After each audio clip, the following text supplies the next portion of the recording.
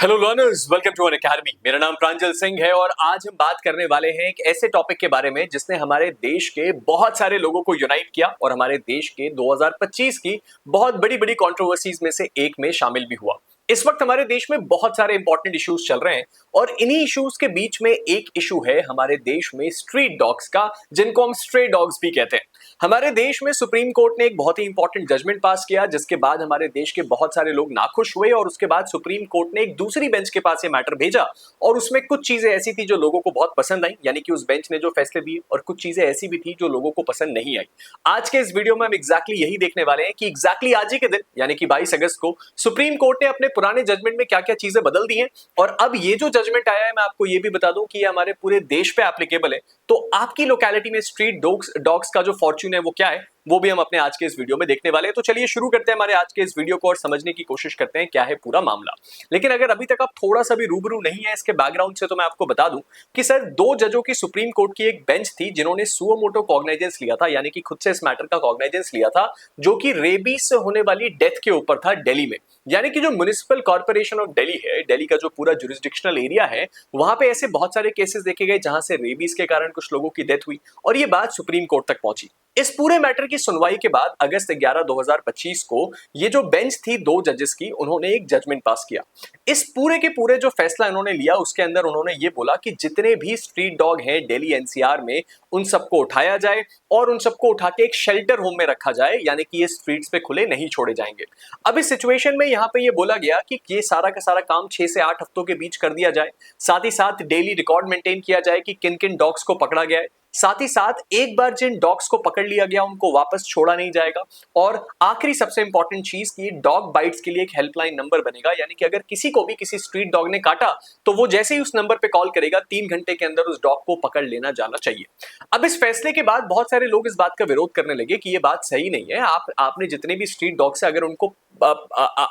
अगर आपने उसको पकड़ के जो शेल्टर होम है वहां बंद कर दिया तो ये बहुत सारे एनिमल राइट्स का वायलेशन है। जैसे कि हम एनिमल बर्थ कंट्रोल रूल्स, जैसे कि रूल 11 सब क्लॉज 9, उसके साथ ही साथ सुप्रीम कोर्ट की जो पुरानी रूलिंग्स हैं उसका रेफरेंस दिया गया और बोला गया कि सुप्रीम कोर्ट का ये फैसला गलत है। और इसीलिए अगस्त 13 को ये जो मैटर है ये सुप्रीम कोर्ट के दूसरे 3 जजों की बेंच के पास भेज दिया गया, जिन्होंने आज इस पे एक फैसला सुनाया है। समझते हैं सुप्रीम कोर्ट के 3 जज कौन से थे और ये इंपॉर्टेंट फैसला क्या था। तो यहाँ पे जो मेन इस बेंच के प्रिंसिपल जज थे वो थे जस्टिस विक्रम नाथ, जस्टिस अंजारिया और जस्टिस मेहता।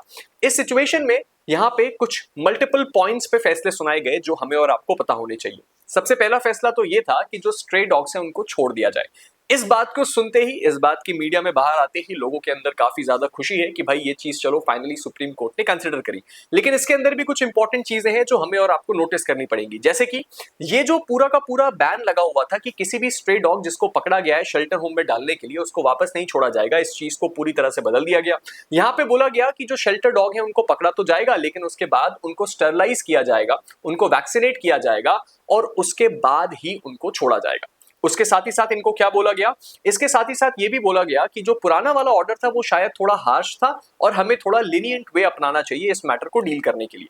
साथ ही साथ ये भी बोला गया कि एक बार ये जो डॉग है जब इनका स्टरलाइजेशन हो जाएगा, यानी कि इनके ऊपर से जितने भी जर्म्स एक्सेट्रा है उनको हटा दिया जाएगा, उसके साथ ही साथ इनको डीवॉर्म कर दिया जाएगा, उसके बाद इनको उन्हीं की सेम लोकेलिटी में वापस छोड़ा जा सकता है। साथ ही साथ एक जो एक्सेप्शन भी लगाया गया कि अगर कोई भी ऐसा डॉग है जिसके अंदर ऐसा सस्पिशन है कि इसको रेबीज हो सकता है या वो रेबीज अफेक्टेड डॉग है तो वो शेल्टर होम में ही रहेगा, वो वहां से बाहर नहीं जा सकता और उसके लिए भी एक अलग से सेपरेट शेल्टर बनाया जाएगा। अब इसके साथ ही साथ एक दूसरी इंपॉर्टेंट बात आती है जो बहुत सारे लोगों को परेशान करती है, वो है स्ट्रे डॉग्स की फीडिंग। हमारे देश में बहुत सारे लोगों को यह फैसला सुन के काफी अजीब लगा, लेकिन अब ये हमारे पूरे देश के ऊपर एप्लीकेबल होगा कि आप अपने लोकेलिटी में स्ट्रे डॉग्स को कहीं पे भी फीड नहीं कर सकते हैं। यानी कि जो गली में घूमने वाले डॉग्स होते हैं उनको कहीं पे भी रोटी डाल देना, खाना डाल देना अब इलीगल होगा। सुप्रीम कोर्ट ने इसमें ये बात बोली है कि जो पब्लिक फीडिंग है स्ट्रीट डॉग्स की वो गलत है और उसको कंप्लीटली प्रोहिबिट किया जाए। साथ ही साथ ये भी बोला गया कि जो म्युनिसिपैलिटीज हैं वो हर एक वार्ड में एक फीडिंग एरिया बनाएंगी जहां पे उन डॉग्स को खाना डाला जा सकता है, और हर एरिया में वो जो एरिया होगा केवल वहीं पे अगर कोई खाना देना चाहता है तो दे सकता है, किसी भी पब्लिक प्लेस पे कहीं पे भी डॉग्स को खाना फीड नहीं किया जा सकता। साथ ही साथ ये भी बोला गया कि इस बात को कम्युनिकेट करने के लिए हर जगह पे नोटिस बोर्ड होने चाहिए, और कोई भी ऐसा व्यक्ति जो इस चीज को वायलेट करेगा उसके खिलाफ लीगल एक्शन भी लिया जाएगा, और इन सेम वायलेशंस को नोटिस करने के लिए हेल्पलाइन नंबर्स भी बनाए जाएंगे।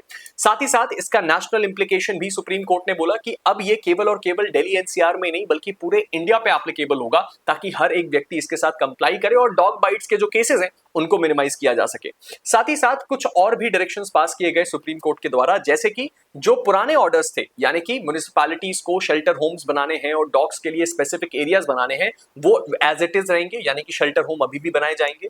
साथ ही साथ कोई भी एनजीओ या कोई भी सोशल वर्कर या कोई भी एनिमल एक्टिविस्ट अगर कभी भी म्युनिसिपैलिटी के काम में रोक लगाता है तो उसके खिलाफ प्रोसिक्यूशन यानी कि उसके खिलाफ एक क्रिमिनल केस लगाया जा सकता है।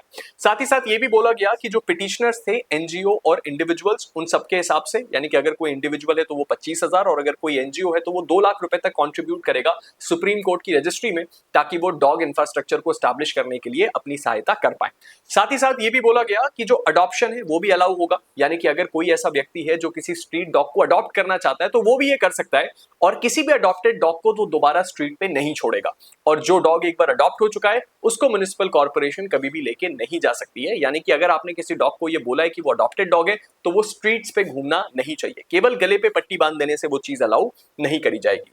और इस पूरे के पूरे सुप्रीम कोर्ट के फैसले के बीच जो रीजनिंग दी गई वो ये दी गई कि यहाँ पे एक ज्यादा जो है आपकी प्रैक्टिकल अप्रोच को अपनाया गया है, ज्यादा फर्म अप्रोच को अपनाया गया है, और साथ ही साथ पब्लिक सेफ्टी का भी ध्यान रखा गया है। तो ऑल इन ऑल अगर हम समझने की कोशिश करें तो अब फाइनली ऐसा कोई लॉ नहीं है, ऐसा कोई रूल नहीं है जहां पे स्ट्रे डॉग्स को पकड़ा जाएगा और जबरदस्ती उठा के स्ट्रे जो शेल्टर होम्स है वहां पे बंद कर दिया जाएगा। उठाया तो जरूर जाएगा लेकिन उनके वैक्सीनेशन और स्टरलाइजेशन के बाद वापस उनको छोड़ा जाएगा।